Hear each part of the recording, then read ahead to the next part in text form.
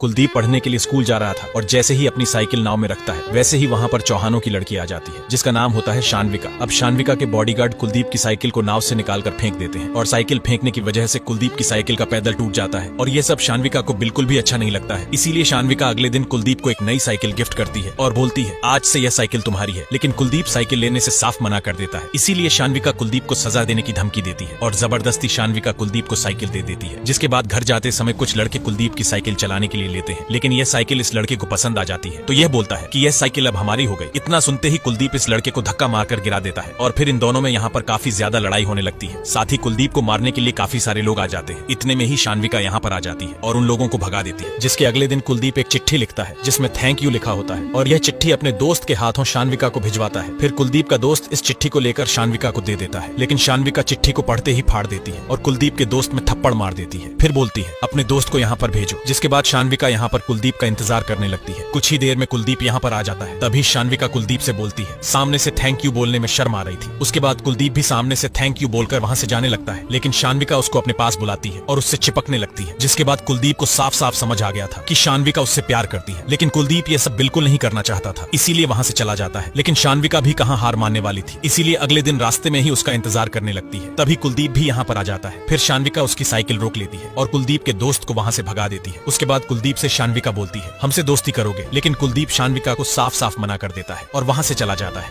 अब कुलदीप के बारे में सोच सोच कर शानविका को नींद भी नहीं आती है। यहाँ कुलदीप की भी नींद भाग चुकी थी, इसलिए अपने दोस्त के साथ आकर खेलने लगता है। जिसके अगले दिन क्लास में गुरुजी सभी बच्चों को पढ़ा रहे थे, लेकिन शानविका पढ़ने की वजह कुलदीप को ही देखे जा रही थी। इतने में गुरुजी शानविका से पूछते हैं शानविका तुम कुछ सोच रही हो? तो शानविका डायरेक्ट बोलती है हाँ गुरुजी, हम कुलदीप कुमार के बारे में सोच रहे हैं। सभी क्लास वालों के सामने यह सुनकर कुलदीप को बहुत बुरा फील होता है, इसीलिए कुलदीप शानविका को बुलाकर बोलता है प्लीज आप ऐसा मत करिए। तो शानविका बोलती है तुमने हमारी दोस्ती ठुकराई थी और अब तुमसे दोस्ती करनी भी नहीं है। हम तुमको लाइक करते हैं और अगले 1 घंटे में लाइब्रेरी में आकर इसका हमें जवाब दो। उसके बाद शानविका लाइब्रेरी में आकर कुलदीप का इंतजार करने लगती है। ऐसे ही 2 घंटे इंतजार करती है, लेकिन कुलदीप लाइब्रेरी नहीं आता है। इसीलिए घर जाते समय शानविका कुलदीप का रास्ते में ही इंतजार करने लगती है। जैसे ही कुलदीप आता है और शानविका को देखता है तो वह साइकिल लेकर भाग जाता है। अब शानविका को बहुत ज्यादा गुस्सा आने लगता है। अब शानविका को कुलदीप पर इतना गुस्सा आता है कि डायरेक्ट वह कुलदीप के घर पर आ जाती है। कुलदीप शानविका को अपने घर पर देखकर पूरी तरह चौंक जाता है, लेकिन शानविका बोलती है कि आज रात 12 बजे मंदिर के पीछे हमसे आकर मिलो। अगर ऐसा नहीं हुआ तो कल फिर हम तुम्हारे घर पर आ जाएंगे। इतना सुनते ही संदीप मान जाता है, तो शानविका भी संदीप के घर से चली जाती है। कुछ ही देर में रात भी हो जाती है, तो शानविका अपने घर से चुपके चुपके निकल जाती है और यहाँ पर संदीप भी चुपके चुपके अपने घर से निकल आता है। संदीप शानविका से मिलते ही बोलता है कि हम आपसे प्यार नहीं करते, हमारा पीछा छोड़ दो। तभी शानविका बोलती है तुम शानविका चौहान को मना कर रहे हो, तुम्हें पता है ना हम कौन है? इतनी बात सुनकर संदीप बोलता है तुम कोई नहीं हो। अगर तुम्हारे नाम से सरनेम हटा दिया जाए तो तुम्हारी खुद की कोई पहचान नहीं है। तभी शानविका बोलती है बहुत घमंड है ना तुम्हें अपने ऊपर टॉपर होने का। तो सुनो कुलदीप कुमार, इस बार पूरे कॉलेज में हम टॉप करेंगे और अगर हमने इस बार टॉप कर लिया तो समझ लो हम जैसा कहेंगे तुम्हें वैसा करना पड़ेगा। कुलदीप को पता था ये कभी टॉप नहीं कर पाएगी, इसीलिए उसने बोल दिया अगर तुम टॉप नहीं कर पाई तो हमारा पीछा हमेशा के लिए छोड़ना पड़ेगा। फिर शानविका भी इस शर्त को मान लेती है। अब शानविका दिल लगाकर पढ़ने लगती है और संदीप भी सोच में पड़ जाता है आखिर यह इतना ज्यादा पढ़ क्या रही है। लेकिन शानविका ठान लेती है कि इस बार मैं संदीप से ज्यादा नंबर लाकर दिखाऊंगी। फिर संदीप का दोस्त बोलता है अरे भाई वह कितना भी रट्टा मार ले पर तुमसे ज्यादा नंबर नहीं ला पाएगी। इधर शानविका की दोस्त भी शानविका को समझाने की कोशिश करती है, लेकिन शानविका तो पूरी तरह सीरियस हो जाती है और बोलती है अगर संदीप को पाना है तो मुझे उससे ज्यादा नंबर लाने पड़ेंगे। इसीलिए शानविका जहाँ पर भी रहती थी वहाँ पर पढ़ती रहती थी, जो शानविका रात में कभी नहीं पढ़ी। आज वह संदीप को पाने के लिए रातों में भी पढ़ रही है। यहाँ संदीप भी पढ़ने की कोशिश करता है, लेकिन बार बार उसको शानविका दिखाई देती है, इसीलिए वह परेशान होकर सो जाता है। उसके अगले दिन रिजल्ट आता है तो सच में शानविका पूरे स्कूल में टॉप करती है। अब यह देखकर संदीप को तो विश्वास ही नहीं होता है और वहाँ से चला जाता है। पूरे कॉलेज में टॉप करने के बाद शानविका संदीप को ढूंढने लगती है, लेकिन संदीप पूरे कॉलेज में कहीं पर नहीं मिलता है। इसीलिए शानविका संदीप के घर पर आ जाती है, लेकिन अफसोस संदीप अपने घर पर भी नहीं मिलता है, जिसकी वजह से शानविका को काफी गुस्सा आता है। इसीलिए अगले दिन कॉलेज जाते समय वह रास्ते में ही संदीप का इंतजार करने लगती है, लेकिन आज संदीप कॉलेज नहीं आता है, सिर्फ उसका दोस्त आता है। तो शानविका संदीप के दोस्त से बोलती है अपने दोस्त का फोन लगाओ और पूछो कि वह कहाँ पर है, लेकिन उसे यह नहीं पता लगना चाहिए कि हम यहाँ पर हैं। संदीप का दोस्त भी शानविका शानविका के डर से संदीप को कॉल लगाता है और पूछता है, भाई तू कहाँ पर है? तो संदीप सब कुछ सच सच बता देता है। ये सुनते ही शानविका तुरंत उसी जगह पर आ जाती है जहाँ पर संदीप होता है। इधर संदीप का दोस्त भी दूसरे मोबाइल से उसको कॉल करके बताता है, भाई वहाँ से निकल, शानविका तेरे पास आ रही है। अब जैसे ही संदीप निकलने वाला था वैसे ही शानविका जाकर उसे पकड़ लेती है और किस करने लगती है। साथ ही यह भी बोलती है, तुमने हमारे शरीर का नमक छका है, हमारे साथ धोखा मत करना वरना।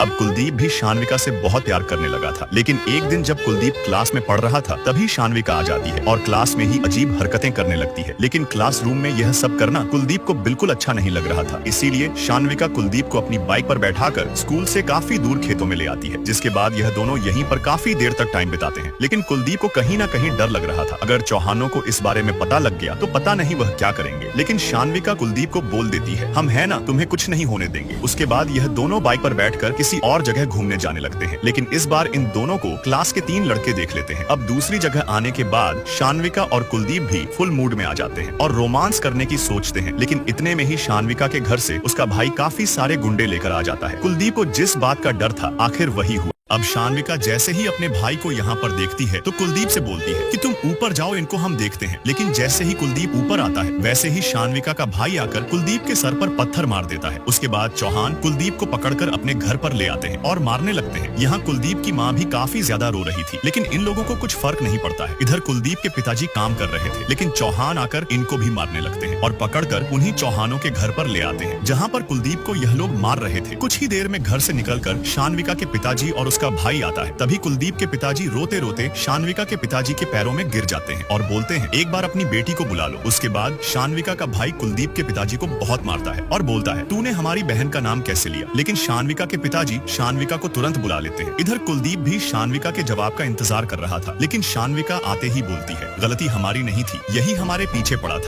शानविका के एक झूठ ने अब कुलदीप की जिंदगी को पूरी तरह तबाह कर दिया था। उसके बाद सभी चौहान मिलकर कुलदीप और उसकी फैमिली को पकड़कर उसी के मोहल्ले में लाकर बुरी तरह मारने लगते हैं। कुलदीप का करियर भी आप पूरी तरह बर्बाद हो चुका था। तभी कुलदीप की बहन दौड़ते हुए आती है, लेकिन शानविका का भाई कुलदीप की बहन को देखते ही उसके कपड़े फाड़ देता है। उसके बाद सभी चौहान कुलदीप और उसकी फैमिली को उसी के घर में बंद करके बाहर से आग लगा देते हैं। लेकिन छत पर खड़ा कुलदीप यह सब देख लेता है। उसके बाद जल्दी से कुलदीप छत से नीचे आता है और अपनी फैमिली को लेकर छत के रास्ते से ही भागने लगता है। कुलदीप ने अब सोच लिया था कि मैं अपने पूरे परिवार को लेकर इस गांव से बहुत दूर चला जाऊंगा। उसके बाद यह लोग गांव से शहर जाने वाली बस रुकवाते हैं और उसमें बैठकर शहर के लिए निकल जाते हैं। अब कुलदीप के अंदर का भी ज्वालामुखी फट चुका था। उसने ठान लिया था कि मेरे और मेरे परिवार के साथ जो भी हुआ है उसका बदला पूरे चौहान परिवार से मैं। इधर कुलदीप की जिंदगी तबाह करने के बाद शानविका मजे से घर पर बैठकर खाना खा रही थी। यह देखकर उसके घर वालों ने भी सोच लिया था कि अब इसकी शादी करवा देनी चाहिए। लेकिन कुलदीप तो अपनी पुरानी यादों से बाहर ही नहीं निकल पा रहा था, इसीलिए राजा कुलदीप को समझाता है और अगले दिन अपने टुक टुक पर बैठाकर एक पार्क में ले आता है। इस पार्क में आने के बाद राजा कुलदीप को टुक टुक चलाना सिखाने लगता है। कुछ ही समय में कुलदीप भी टुक टुक चलाना सीख जाता है। उसके बाद जब कुलदीप रात को दौड़ लगा रहा था तब उसके मन में बस एक ही बात आ रही थी, जो उन चौहानों ने मेरे और मेरे परिवार के साथ किया है उसका बदला मैं हर हाल में लूंगा। उसके बाद राजा अगले दिन कुलदीप को अपने मालिक से कहकर एक नया टुक टुक किराए पर दिला देता है। अब कुलदीप पूरे दिन टुक टुक चलाकर पैसे कमाने लगता है। लेकिन एक दिन कुलदीप देखता है कि एक लड़की को एक बाइक वाला टक्कर मार के चला गया, तो कुलदीप तुरंत उस लड़की की मदद करने पहुंच जाता है। तभी लड़की कुलदीप से बोलती है, तुम्हें यह सब करने की जरूरत नहीं थी। तभी कुलदीप बोलता है, इन किताबों की कीमत हमसे ज्यादा कौन समझ सकता है। अब देखो कैसे यही लड़की बनती है कुलदीप की कामयाबी की सीढ़ी।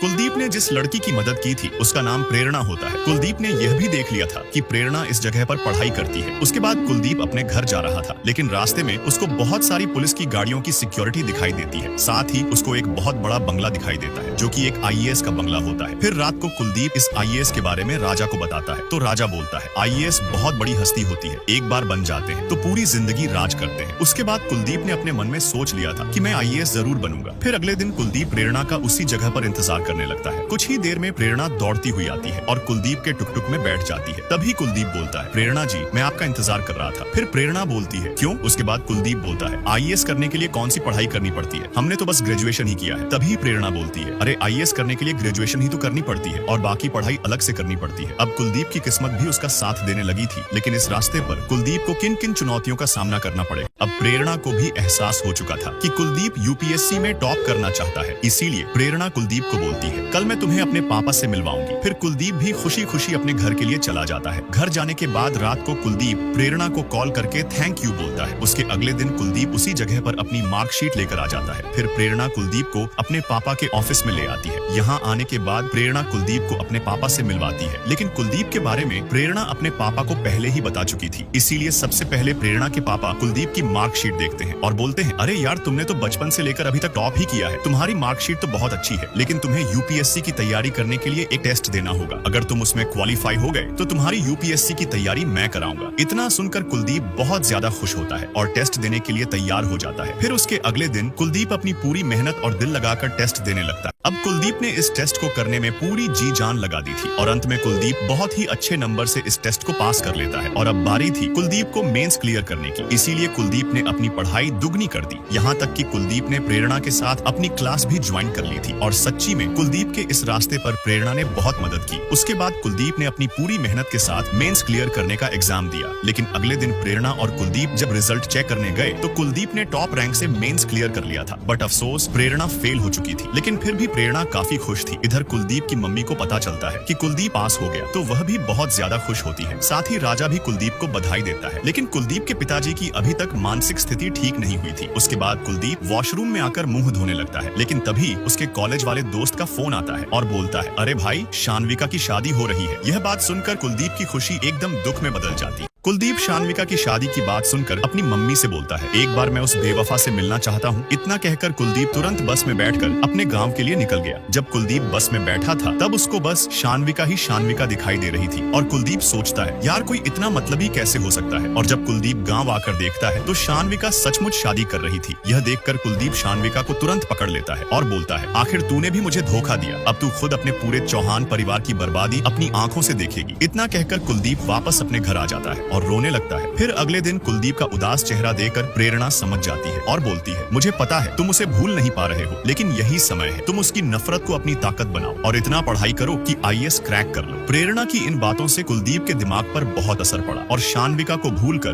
पूरी रात पढ़ने लगा। यहाँ तक कि लाइट जाने के बाद भी कुलदीप पढ़ता रहा। तो क्या कुलदीप आईएएस क्रैक करके शानविका और उसके परिवार से अपना और अपने परिवार का बदला ले पाए? अब कुलदीप प्रेरणा से मिलने आता है तो प्रेरणा बहुत खुश होती है, क्योंकि उसने अपना पीसीएस का एग्जाम क्वालिफाई कर लिया था। लेकिन अब प्रेरणा को दूसरे शहर में जाकर पढ़ाई करनी थी, इसीलिए कुलदीप और प्रेरणा इस मोमेंट को बहुत ही खुशी के साथ सेलिब्रेट करते हैं। फिर प्रेरणा अपने पापा से मिलकर इस शहर से बहुत दूर चली जाती है। फिर उसके अगले दिन कुलदीप अपने कमरे से बाहर आता है तो कुलदीप की मम्मी कुलदीप को कुछ मीठा खिलाती है। फिर कुलदीप अपनी मम्मी के पैर छूता है, साथ ही अपने पापा का भी आशीर्वाद लेता है, क्योंकि आज कुलदीप का इंटरव्यू है। आज का दिन ही डिसाइड करेगा कि कुलदीप आईएएस बनेगा या नहीं। लेकिन जैसे ही कुलदीप और राजा अपने घर से बाहर आते हैं तो कुलदीप की मम्मी भी उनके पीछे आती है और तभी कुलदीप की मम्मी का बहुत ही तगड़ा एक्सीडेंट हो जाता है। उसके बाद कुलदीप तुरंत अपनी मम्मी को हॉस्पिटल लेकर आ जाता है, क्योंकि कुलदीप की मम्मी की हालत बहुत नाजुक थी। तभी राजा कुलदीप को बोलता है, कुलदीप, आज तुम्हारा इंटरव्यू है, तुम वहाँ पर जाओ, मम्मी का ख्याल मैं रख लूंगा, क्योंकि ऐसे मौके बार बार नहीं आते हैं। तुम अपना इंटरव्यू देने जाओ। कुलदीप का मन जाने का तो नहीं था, लेकिन कुलदीप को चौहानों से बदला लेना था, इसीलिए कुलदीप जल्दी से दौड़कर इंटरव्यू देने आ गया। और जो इंटरव्यू में सवाल पूछे गए कुलदीप ने सभी जवाब दे दिए। जवाब देने के बाद कुलदीप तुरंत उसी हॉस्पिटल में आया जिस हॉस्पिटल में उसकी मम्मी एडमिट थी। लेकिन यहाँ आने के बाद कुलदीप को पता चला कि अब उसकी मम्मी इस दुनिया में नहीं रही। यह देखकर कुलदीप बहुत बुरी तरह रोने लगता है और कुलदीप अपनी मम्मी को इस तरह देख अब पूरी तरह टूट चुका था। लेकिन अगले दिन न्यूज पर दिखाया जाता है कि इस बार यूपीएससी में टॉप किया है श्री कुलदीप कुमार ने। अब इस न्यूज को देखने के बाद शानविका तुरंत टीवी बंद कर देती है। इधर चौहान कुलदीप की फोटो अखबार में छपा देखकर चौंक जाते हैं। अपनी मम्मी के जाने के बाद कुलदीप ने भी ठान लिया था, मुझे जितना रोना था रो लिया, अब रोने की बारी पूरे चौहान परिवार की है। अब कुलदीप नया आईएएस बनकर अपने गांव लौटा है। कुलदीप के आईएएस बनने के बाद इज्जत, दौलत, शोहरत सब उसके पास आ गया था और यह है सितारपुर का मंत्री, जिसको यह चौहान अपनी ताकत के दम पर अपना गुलाम बनाकर रखते हैं। लेकिन अब इस मंत्री ने भी ठान लिया था कि मैं कुलदीप के साथ मिलकर इनको बर्बाद कर दूंगा। उसके बाद तुरंत यह मंत्री कुलदीप से मिलने आता है और बोलता है, जो आग तुम्हारे अंदर जल रही है वही आग मेरे अंदर भी जल रही है, हमसे हाथ मिला लोगे तो इन चौहानों को जड़ से उखाड़ फेंकेंगे। फिर कुलदीप बोलता है, ये तो मैं खुद कर लूंगा। तभी मंत्री बोलता है, अगर इस बीच चौहानों ने तुम पर हमला कर दिया तो इसीलिए मेरी बात मानो और मेरी बेटी से शादी कर लो। लो, फिर तुम्हें कोई छू भी नहीं पाएगा। उसके बाद तुम्हें जो ठीक लगे वह करना चौहानों के साथ। अब कुलदीप को सबसे पहले शान्विका को उसके धोखे का जवाब देना था, इसीलिए उसने मंत्री की बेटी के साथ शादी करने का फैसला कर लिया। और तभी यह बात शान्विका की एक दोस्त से शान्विका को पता चलती है कि कुलदीप शादी कर रहा है। कुलदीप की शादी की बात सुनकर शान्विका बहुत उदास हो जाती है और अपने पति दुष्यंत के गले लगकर रोने लगती है। अब कुलदीप सोच ही रहा था कि क्या करना चाहिए। इतने में ही मंत्री अपने आदमी से कहकर अगले दिन चौहानों की वोट में छेद करवा देता है, जिससे कि काफी बड़ा हादसा होता है। और तभी यह बात कुलदीप को पता लगती है तो कुलदीप तुरंत अपनी पूरी पुलिस फोर्स के साथ इस हादसे वाली जगह पर आ जाता है। इतने में ही चौहान यहाँ पर आते हैं और देखकर तुरंत चले जाते हैं। फिर कुलदीप भी अपने आदेश पर साइन करता है और बोलता है चौहानों के जितने भी धंधे हैं कल तक सारे बंद हो जाने चाहिए। उसके बाद कुलदीप अपने घर के लिए चला जाता है। फिर अगले दिन मंत्री चौहानों के घर अपनी बेटी की शादी का कार्ड देने आता है और बोलता है मेरी बेटी की शादी है, आप लोगों को जरूर आना है। मंत्री भी कोई मौका नहीं छोड़ रहा था चौहानों को भड़काने के लिए। लेकिन जैसे ही कुलदीप की शादी में चौहान आते हैं तो देखते हैं कि शान्विका का पति कुलदीप की चौकीदारी कर रहा है। यह देखकर दोनों चौहानों की बदन में आग लग जाती है। यह देखकर चौहान कुलदीप को धमकी देने लगते हैं, लेकिन कुलदीप ने तो ठान लिया था पूरे चौहान परिवार को रोड पर लाना है। तो दोस्तों असली लड़ाई अब शुरू होने वाली है और आगे कहानी। अब कुलदीप की शादी में चौहानों की काफी ज्यादा बेइज्जती होती है, जिसकी वजह से चौहान तुरंत अपनी गाड़ी में बैठकर यहाँ से चले जाते हैं। चौहानों की बेइज्जती होने के बाद मंत्री बहुत ज्यादा खुश होता है। यहाँ कुलदीप को भी लगने लगा था आज से चौहानों की बर्बादी शुरू हो चुकी है। लेकिन कुलदीप की जिस लड़की से शादी हुई थी उसका नाम माला होता है। माला से शादी करने के बाद भी कुलदीप शादी के रिश्ते में नहीं आना चाहता था, इसीलिए कुलदीप कमरे से बाहर आ जाता है। उसके बाद इधर चौहानों को अपने आदमी से पता लगता है कि उस कुलदीप और उसके आदमियों ने मिलकर हमारे सारे धंधे बंद करवा दिए हैं, यहाँ तक कि हमारे ऊपर FIR भी दर्ज किया है। पुलिस हमें कभी भी पकड़ सकती है। इस बात को सुनने के बाद चौहानों ने कुलदीप को मारने का प्लान बना लिया। फिर अगले दिन कुलदीप यहाँ खेतों में घूमने आता है, तभी उसके ऊपर कुछ गुंडे हमला कर देते हैं। तो कुलदीप भी अपनी जान बचाने के लिए इन गुंडों से लड़ने लगता है। अब कुलदीप डरने वालों में से नहीं था, इसीलिए कुलदीप ने इतनी गोलियां चलाई कि गुंडे डरकर भाग गए। इतने में ही पुलिस भी यहाँ पर आ जाती है। कुलदीप पर हमला होने के बाद मंत्री इतना ज्यादा गुस्से में आ जाता है कि सभी पुलिस वालों को बोलता है चौहान जहाँ कहीं भी मिले सबको उठाकर जेल में डालो, उन्होंने मेरी बेटी के पति पर हमला करवाया है। इधर चौहानों का वकील चौहानों को फोन करके बोलता है पूरे शहर की पुलिस तुम लोगों को कुत्ते की तरह ढूंढ रही है, जितना दूर भाग सकते हो भाग लो, अगर हाथ लग गए तो वह तुम्हें जान से मार देंगे। यह बात सुनकर चौहान भी काफी ज्यादा डर जाते हैं और भागने की तैयारी करते हैं। उसके बाद पुलिस चौहानों के घर पर आती है चौहानों को पकड़ने के लिए, लेकिन घर पर एक भी मर्द चौहान नहीं था। पुलिस ने हर जगह चौहानों को ढूंढा, लेकिन चौहान कहीं पर नहीं मिले। जब चौहान कहीं पर नहीं मिलते हैं तो कुलदीप पूरी पुलिस फोर्स लेकर आता है और चौहानों के घर पर रेड मार देता है। यहाँ आने के बाद कुलदीप को पुरानी यादें आने लगी थी कि किस तरह मुझे और मेरे परिवार को यहाँ पर मारा पीटा गया था, लेकिन आज मेरी बारी है, इसीलिए सोना पैसा जो भी चीज थी सब पर रेड मार दी कुलदीप ने। लेकिन तभी यहीं पर शान्विका आ जाती है। तो कुलदीप शान्विका की आंखों में आंखें डालकर बोलता है इस घर में कुछ बचना नहीं चाहिए, सब उठा लो। तो क्या शान्विका कुलदीप को रोक पाएगी या नहीं, जानने के लिए हमें लाइक और सब्सक्राइब कीजिए। नेक्स्ट पार्ट जल्दी आएगा।